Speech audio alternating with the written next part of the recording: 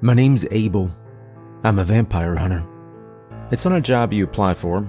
No diploma, no orientation videos. It's something you're either born into or you die figuring out. Me, I was born into it. Born and raised in rural Kansas, not near any city people think of when they picture the state. Just fields and fence posts, dirt roads, a few houses spread out like dots on an old map. One diner, 2 churches, 3 families that stayed put for 4 generations. Ours was one of them. My folks were honest about why they had me.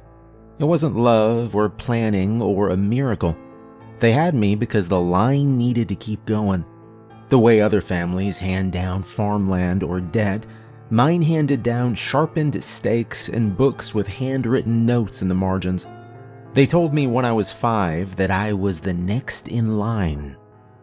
I didn't go to college, never even filled out an application. My school counselor tried to talk to me once about scholarships and careers. She had this brochure in her hand, something with a smiling kid holding a laptop on a campus lawn. I told her it wasn't going to happen. She thought I meant we couldn't afford it.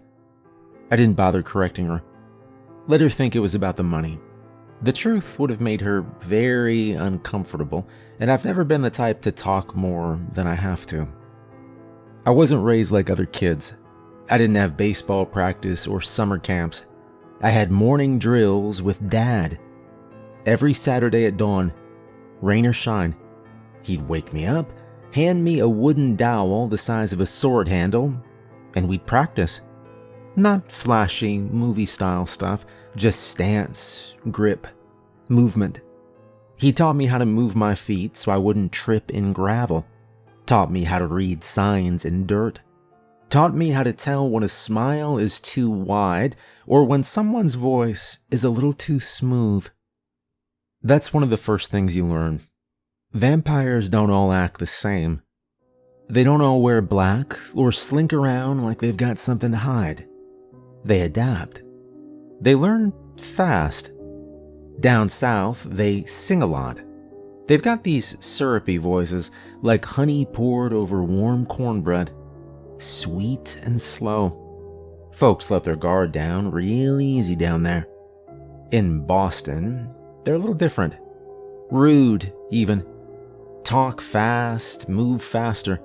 Can't waste time when the city doesn't sleep. In Asia, they're more connected, networked, less individual predators, and more like cells in a bigger thing. That part scares me more than anything.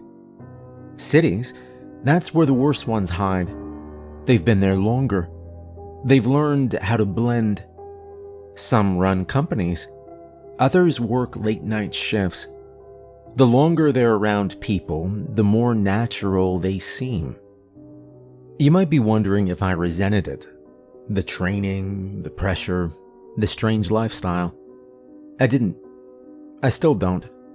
I never had that weird teenage crisis of who am I or what do I want to be. I knew. I always knew. When my friends were flipping through career books, I was memorizing bloodlines. When they went to prom, I was practicing how to disable someone without killing them. I didn't envy them. I didn't even think they were wrong. Just different. It's not a glamorous life. No awards, no recognition. Nobody throws you a parade when you stop something very bad from spreading. You just pack up and drive to the next place. But there's something clean about it. Something honest. When I hunt, I know exactly who I am. There's no guesswork, no pretending. I don't lie to myself about the world being fair or people always being good way deep down. I see things as they are. My mom taught me that part. She wasn't a hunter like my dad. She was the researcher.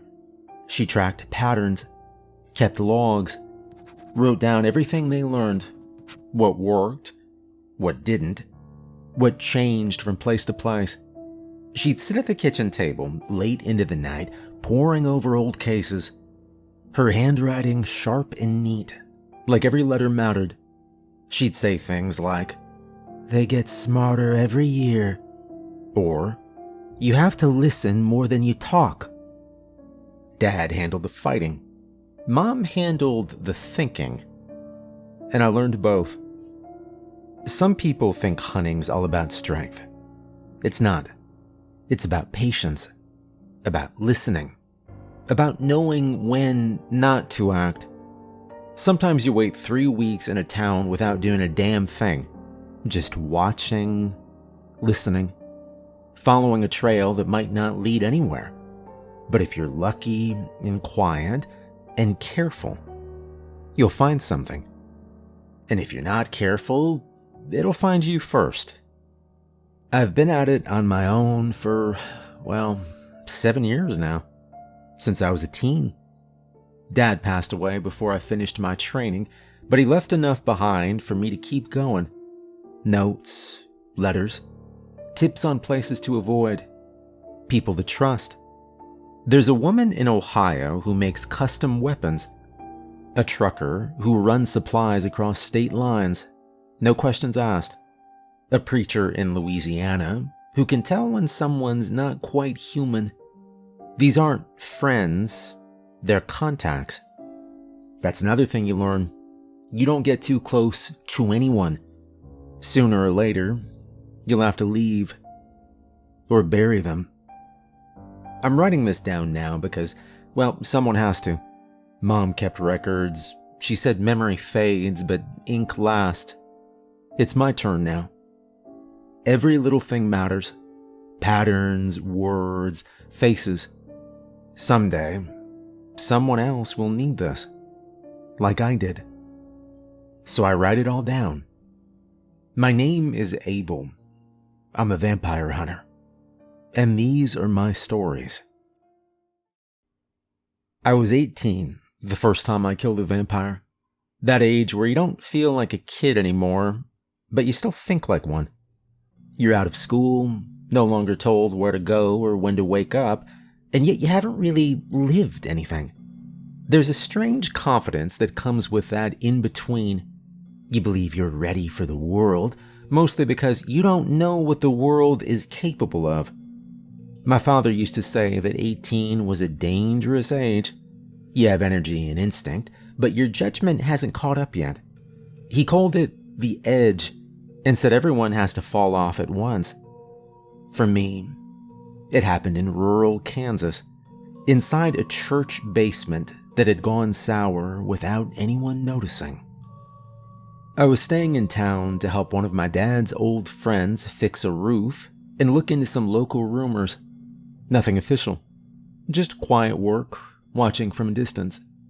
But trouble never follows your calendar. It shows up when it wants to. After service one Sunday morning at St. Luke's, the local priest pulled me aside near the gravel parking lot. His shirt collar was loose, and his hands shook when he spoke. He didn't ask questions or explain himself, just passed me a folded piece of paper and told me to read it later. Alone. I waited until I was a few blocks away before I opened it. The handwriting was messy. It read, "I believe something is hiding in the basement. Please come after dark, and do not bring anything that looks like a weapon." That last part told me the priest had a gut feeling about what he was dealing with. He didn't know the rules, not in full, but he understood enough to keep quiet and not make a scene. I returned to the church the next evening, just after sundown. The main doors were locked, but the priest met me at the side entrance near the rectory garden. He didn't say much. We walked through the narrow back hallway, past classrooms and storage closets, and eventually came to the stairs behind the altar that led to the basement. Then he left, telling me he couldn't bear to find out what devil had been haunting the basement. He offered a prayer, and back up he went. As soon as I stepped down the first few steps, I could feel the shift in the air. The wood underfoot creaked more than it should have, and the temperature dropped with each level. I stopped at a narrow door marked storage. I opened it with a brass key the priest had given me, and stopped. There were empty blood bags, medical grade, scattered nearby, torn apart with sharp teeth and carelessness. The light overhead was dim and flickering, but I could make out a figure crouched in the corner, partially hidden by an old wire rack. He was humming. Not a melody I recognized, just a soft, slow sound, like he was keeping rhythm with his breath. As I stepped closer, I saw him more clearly. A man in a tailored vest with his sleeves rolled to the elbow, kneeling over a half-torn blood bag. He didn't see me. That's something they do. When they feed, they lose their awareness. It's a moment of weakness, kind of like being drunk. They forget their predators, forget the world outside is their prey. My father taught me that if you ever catch one in that state, you don't hesitate, and you don't wait for it to turn and recognize you. You act. I stepped forward fast and drove the sharpened chair leg I'd been carrying into the upper back, aiming low between the shoulder blades. The man jerked violently. His body collapsed onto the floor in a heavy sprawl. I pulled the stake out and struck again, this time straight through the middle. He twitched once, then stopped moving. The vampire didn't look special in death. No claws, no monstrous transformation. Just a man in clean clothes with a little blood on his collar, until his body began to break down. Within seconds, the skin cracked, the muscle caved in, and he disintegrated into a pile of fine ash. The smell hit me next, sharp and bitter, like coffee grounds soaked in cheap alcohol. It stung the nose, clean and unnatural. I left the room and locked the door behind me. The priest was waiting upstairs, pacing in the hallway. When he saw my face, he stopped. "It's done. You don't have to worry about him anymore," I said. He opened his mouth like he wanted to ask a question, but nothing came out. And I gave him a warning before I left. Don't open your doors to strangers anymore. If someone stops outside and asks to come in, even if they sound friendly, even if they look like they belong, do not let them pass the threshold. If they were human, they wouldn't have to ask, I said. My father came into town the following day. I didn't go into detail. He could read the aftermath without being told. It wasn't a hard case to solve. Just a simple stray vampire with no backup and no real plan. The kind that slips into a place unnoticed and feeds quietly until someone gets wise. It was more like taking out a nest of bugs than anything else. No mess, no moral knots to untangle. We spent the day reinforcing the church, replacing logs, spreading salt in the corners, and fixing the window frames. When it was done, he dusted off his hands and looked at me. Then he gave me a single pat on the back. And that was the moment I knew that I wasn't on the edge anymore. I'd gone over. There wasn't any going back to before. Not mentally, not spiritually, not in any way that counted. I'd crossed the line. The next one happened when I was up north in Chicago. I was there on business. But I'll admit something. I like the city.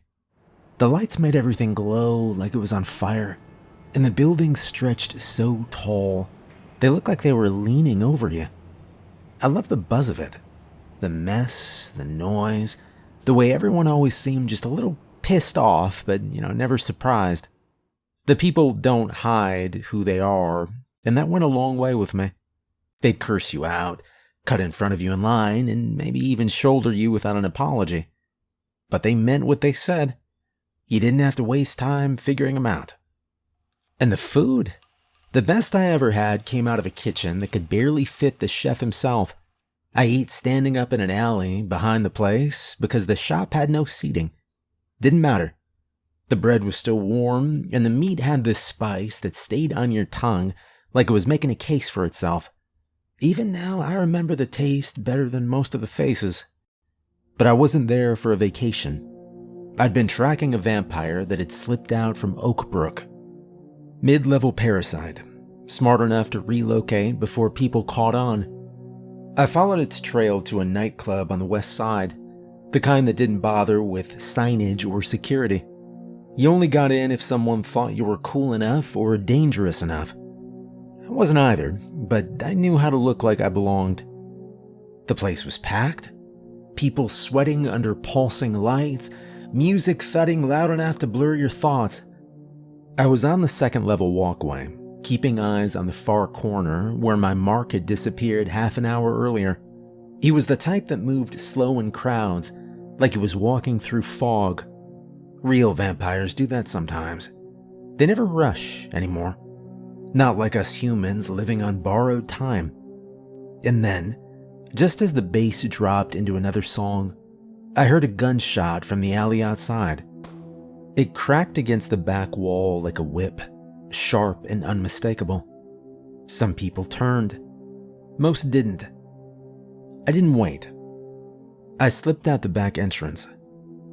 In the alley, I saw two figures.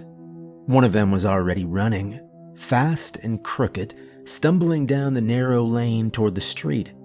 The other was standing still, silver gun raised, smoke still curling from the barrel. I moved in quickly and looked down at the pavement near the doorway. The blood on the ground wasn't pooling. It was sizzling where it hit the concrete. And that was all I needed to see. Only one kind of blood does that. "You shot a vampire," I said. The kid turned to me, probably around 17 or 18, wearing a jacket with too many pockets and a patch on the sleeve I didn't recognize. His hands were slightly shaking, not from fear it looked like, but from adrenaline. He was riding the high of it. "Damn right I did. I clipped him, I think," he said. I stepped closer. Yeah, you don't shoot in a crowd. You don't fire in a nightclub alley where they're still feeding and you have no clue how many are inside. You shoot, it runs, and now it's hungry and pissed off with no leash, I said. He raised an eyebrow like I just insulted his mother. "You a hunter?" "Vampire hunter, yeah. You?" I replied. He gave a half smile, then pointed to the patch on his sleeve. "Institute. Monster Division. Name's Milo." And that was when it all made sense. Vampire hunters and monster hunters, we don't mix well. We're cousins, not brothers. Same family tree, but on branches that don't speak unless they have to. I was homeschooled, in a way. Trained by my father, who was trained by his father, tested by small-town cases and long drives. These institute kids, they go to training camps and sleep in bunkhouses, write field reports, and do tests on werewolves in glass cages. I mean, come on. I've never liked the way they walk into a place with their heads already full of theory. Dad said they'd increased their efforts in recruitment the last 7 years. In my opinion, that just meant the newer ones were more full of shit. Milo looked at me and shrugged. "Whatever, man. It's handled." "No, dude, it's not. It got away," I began. "That's not handled. You left a live one with no plan, no tail, no scent trail, and a wound to remind it who burned it," I said. He made some smart-ass comment I don't remember word for word. Something about how I sounded like a dad who used to walk uphill both ways. I didn't respond. There wasn't any point. I spent the next 4 days tracking the one he'd let slip. I followed a missing persons report that matched the profile. The vampire had holed up in a shuttered apartment complex near the edge of Little Village, a place scheduled for demolition that never quite got there. No one checked it anymore. The door was chained shut from the outside, but The inside told me everything I needed to know. The smell of decay was thick. There were drag marks on the floor, dry blood trails leading down into the basement. I marked the door frames, set the garlic smoke canister near the stairwell, and laid sage at each window crack. When the time came, I lit the fuse and waited. The smoke went down first, thick and sharp, designed to disorient and sting. I followed right after, stake in hand, ears tuned to movement. He came out of the dark fast, but not fast enough. His face was half burned from the herbs, eyes watering, body uncoordinated. The stake hit home on the second try. He made a gurgling sound and collapsed without ceremony. I stayed for a long while after that, just to make sure no one else was hiding. I never saw Milo again in Chicago. He probably got sent to some other city, or back to whatever institute dorm they were keeping him in. Now, most of my tips come from people, regular ones. A bartender who noticed a regular stopped drinking. A janitor who found weird stains in a school basement. A pawn shop owner who swore a guy pawned a Rolex soaked in something that wasn't water. But when I'm in a city, I have one guy I go to first. Zazo. He's a goblin. Lives in the sewer systems under the city. Says he likes the smell, and I don't question it. Zazo's not exactly friendly, but he's reliable. You give him what he wants, and he tells you everything. He doesn't take cash, and he doesn't care about favors. He only wants two things: fresh apple beer and full-size Snickers bars. Has to be both. One without the other, and he'll throw it back at you. He's done it to me a couple times. This time, I brought 2 6-packs and a plastic bag with 6 bars, still cold from the cooler. He sniffed them both before he even looked me in the eye. You finally bring me the real kind, or did you get that light crap again? He said. Yeah, it's regular apple beer, and 6 whole Snickers full size. You counted last time, I said. Zazo let out a wheezing sound that might have been a laugh. He took the bag and popped one of the beers open using his sharp little teeth. He drank half of it in one go, foam sticking to his chin like shaving cream. All right. You brought what I like. What do you want? He asked. I told him about a small suburban neighborhood on the edge of the city. Quiet place. Nothing remarkable. But lately, the police blotter had started filling up with low-level crimes. Break-ins, missing pets, theft, minor arson. More troubling was the spike in homeless disappearances. People thought it was a coincidence or maybe a serial killer. I knew better. When the most vulnerable start disappearing first, it usually means something is feeding. Zazo nodded slowly as I spoke, his eyes narrowing with each word. Yeah, you're right. Something's in the water.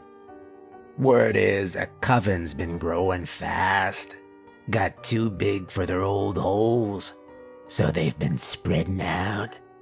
City to city, tasting what's new. Trying to get smarter, he said. He licked chocolate off his fingers before continuing. Well, they're not all together. The coven, it's like a big tree. You've got the root, but 100 branches. You're looking at one of those small branches, a side group. Greedy little freaks. Didn't wait for orders. Just marched in and started feeding. Where? I asked. He grinned. Abandoned laundromat. East side. It's a front. No one washes clothes there. Not even the rats. It's the entrance to their nest. And your problem is only gonna get worse. They're sloppy. They're high on blood. And they think no one's watching. I nodded and stood up. He watched me gather my things. You know, other hunters come to this city, but none of them respect the value of the informant. They think they can all do it themselves. Kick doors, swing swords, shoot monsters in the middle of the street. Bunch of amateurs, he said. I handed him another Snickers. Well, that's why I come to you first. He tucked the candy into a pouch on his hip and looked proud, like a king getting tribute. He didn't say goodbye. He never does. I spent the next 3 days planning the bust. These things can't be rushed. Monsters in groups are more dangerous than alone. They get confident. They start organizing. If you take them head on without prep, someone dies. And I've buried too many someones already. I scouted the building first. It looked dead from the outside. Half the windows boarded, signage faded to the point of invisibility. The door was chained shut, but I could see movement inside at night. Not much, just enough to confirm they weren't keeping normal hours. I called in a few people I trusted. One of them was a gear tech who specialized in detection equipment, old Institute dropout who preferred freelancing. Another was a field medic who'd patched me up more than once. I reached out to an Institute hunter for backup. I try to avoid working with them unless I have to, but a good hunter is a good hunter, even if he files reports after. We met twice before the operation. We had garlic canisters, UV flash units, stakes, blades, and enough salt to make the whole place unfriendly for anything with fangs. I went over every escape route, every possible complication, and what to do if the place turned out to be deeper than expected. When the day came, it was God's good Sunday. Morning felt clean, bright sun, families out walking. A perfect day to pretend nothing was wrong. We rolled out quiet. 3 vehicles spaced out over 6 blocks. The laundromat was in a pocket of old buildings and empty storefronts, the kind of spot people pass without noticing. As we approached, I felt that shift again. That sense that something lived behind the walls that didn't belong to our world. I'd felt it before. Never gets easier. I stood across the street for a moment, looking at the chipped paint and rusted siding. The windows were dark. No sound came from inside. No movement either. But I knew better.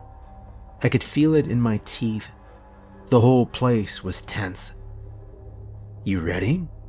the Institute guy asked, tightening his vest straps. I didn't answer right away. I was looking at the cracked sign above the door. Spin City Laundry in faded red letters. Probably hadn't run a washer in 10 years. I adjusted the strap on my pack, checked the stake at my side, and gave a single nod. We surrounded the place just after noon. Streets were mostly empty. The kind of quiet that makes you second guess how loud your boots are. There were 5 of us.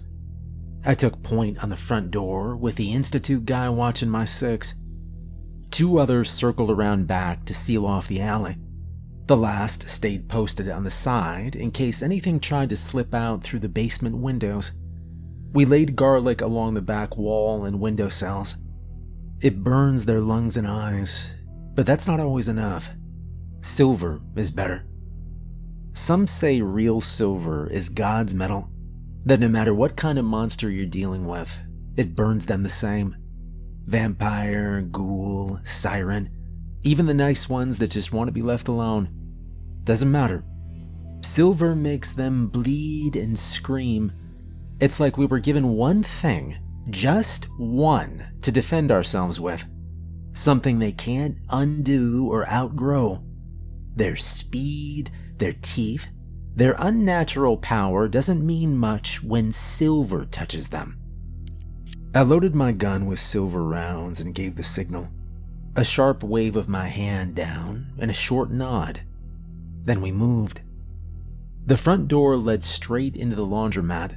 Cracked tile floor, 3 dead machines, a broken vending unit, and fluorescent lights that blinked. We cleared the front quickly. Nothing there but mildew and bad wiring. The real action was behind the false wall, through a busted outdoor frame where the plaster had been torn off and a narrow hall led into the attached house. It was hotter in there, thick with smoke. Someone had been burning incense non-stop, a heavy mix of dried herbs that clung to your skin and made your head swim. The air stung my eyes.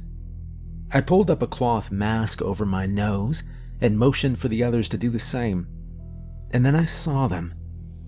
People, at least 10, maybe more, scattered through the living room and into the hallway. All of them were unconscious, or close to it. Some curled into cushions, like they'd passed out mid-conversation. Most were women and unhoused men. All of them had pale skin and dark stains at the neck. Not fresh wounds, just slow, steady feeding. They were being kept in a fog, breathing in sedatives while their blood was taken little by little. I gave the signal, sharp and short.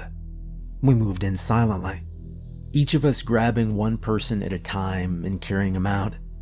I watched every exit as my team moved back and forth like clockwork. One by one, the bodies were hauled out and laid onto tarps in the lot out front, where the medic could check vitals and prep IV drips. Most of them would live, though I'd bet a few wouldn't remember much beyond a blur of heat and sleep. Once the last victim was out, I motioned for 2 men to follow me. We cleared the hallway and turned the corner, where a stairwell climbed to a second floor. The carpet was matted with dirt and dark spots. I stepped lightly, gun raised. At the top of the stairs was the master bedroom. The door was halfway open, and something inside moved. I stepped in first. The room was dim. Thick curtains blocked out the sun. In the corner, crouched low over a figure slumped on a stained mattress, was a vampire. It didn't turn when we entered. Its face was buried against the victim's neck, body hunched, back rising and falling as it drank.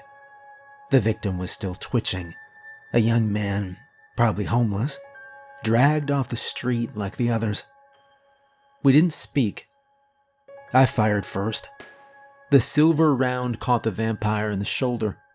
The second man fired a moment after me, catching it in the hip.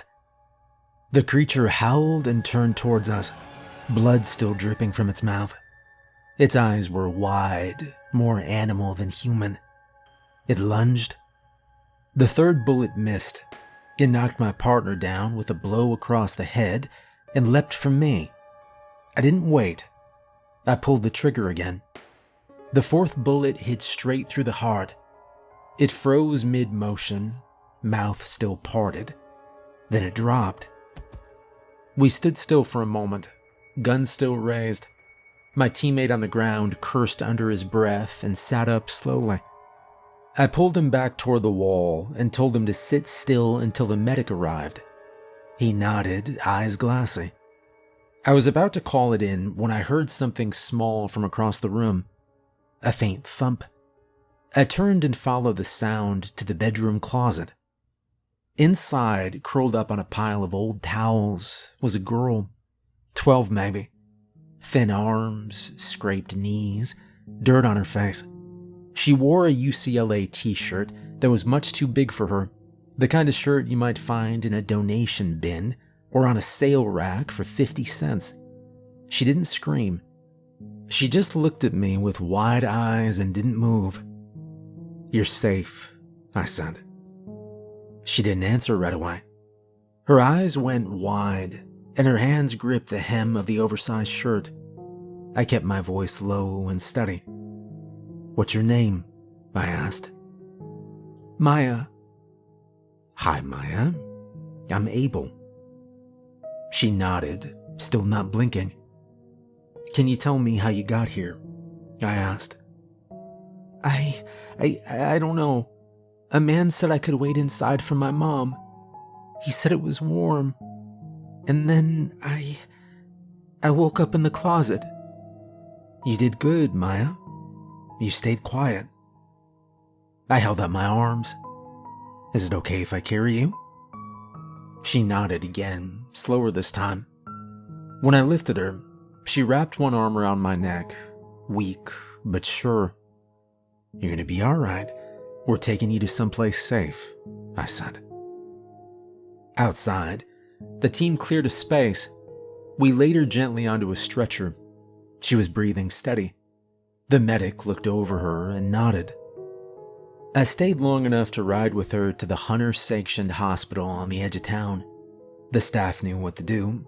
Discreet, fast, trained to handle situations like this without asking questions they didn't want answers to. I stayed until she was stable, then slipped out before press or family could show up. The case was closed. Victims rescued. Threat eliminated. Everyone would sleep a little easier, at least for a while. But I made a note in my journal that night. There was only one vampire in the house. One. That didn't sit right with me. A whole coven doesn't move in and only leave one behind. That's not how they operate. After the job, I stuck around for a few extra days, worked with the Institute guys to access their older reports, cross-check missing persons cases, feeding patterns, relocation logs. Then I called my mom. She still keeps tabs on movement trends, even in retirement. Between her notes and what I saw, the pattern was clear. Covens have been moving more. Not just growing, but spreading out, shifting territory, faster and more coordinated than before. That means one thing. There's more work ahead. Well, I'm 30 now. My friends, the few I've kept, like to joke that I'm going gray around the sideburns. They say I'm aging like a war veteran, 10 years ahead of schedule. I tell them it's just the lighting. Truth is, they're right, and I don't mind. You don't do this job expecting to look young forever. You do it knowing every year you get is earned. Zazo's still around, same as always.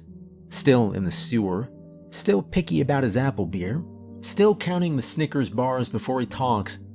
He says I'm the only one who brings the good kind, the kind with the crunchy peanuts and no funny labels. I bring him what he asks for, and he keeps me in the loop. There are worse arrangements. As for me, I'm still out there, still chasing things that most people don't want to know exist, still watching alleyways, checking basements, taking quiet calls from voices that are too afraid to go to the police. The cities change, the names, the faces, the news cycles, they move fast. But the monsters don't. They're patient. They wait. And as long as they're out there, I'll be hunting.